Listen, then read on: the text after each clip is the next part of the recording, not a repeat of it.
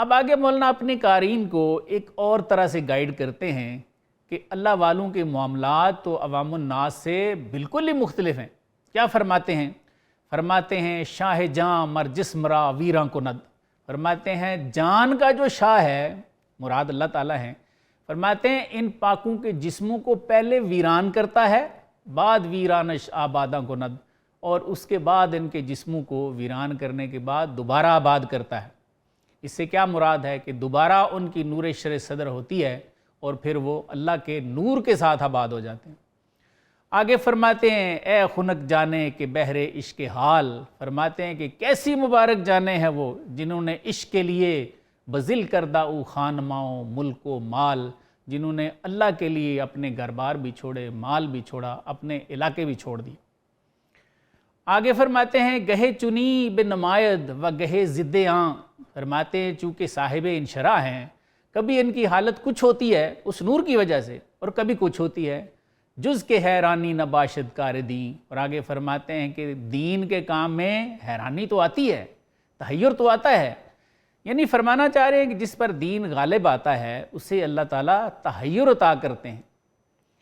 آگے فرماتے ہیں کاملاں کیا سر تحقیق اگان، فرماتے ہیں وہ کاملین جو حقیقت کے راز سے آگاہ ہیں،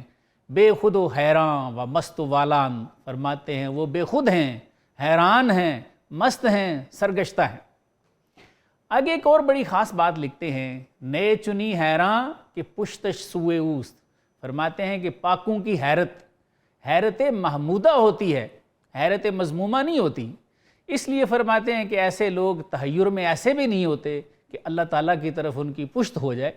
بل چنی حیران کہ غر کو مست ازوست، بلکہ فرماتے ہیں کہ ایسے تحیر میں ہوتے ہیں کہ اللہ کے نور میں غرق اور مست ہو جاتے ہیں۔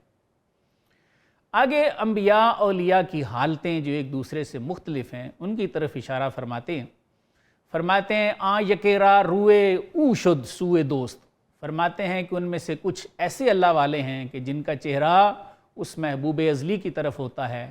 و ای یکے روئے او خود روئے اوست، اور فرماتے ہیں کہ کچھ ایسے ہیں جن میں ذات کا نور یعنی شرع صدر کا نور خود جلوہ گر ہو جاتا ہے۔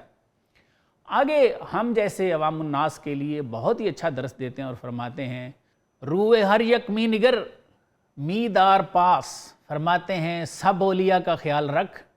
جہاں کوئی پاک مل جائے اس کا چہرہ دیکھ اور اس کا ادب کر، بو کے گردی تو از خدمت بو شناس، فرماتے ہیں شاید تو بھی ان کی خدمت سے بو شناس ہو جائے، تجھے بھی فقر کی بو آ جائے۔ آگے کیا فرماتے ہیں دیدن دانا عبادتی بود، فرماتے ہیں بھئی پاکوں کو دیکھنا عبادت ہے۔ حضور صلی اللہ علیہ وآلہ وسلم کیا فرما کے نہیں گئے کہ علی رضی اللہ عنہ کا چہرہ دیکھنا عبادت ہے؟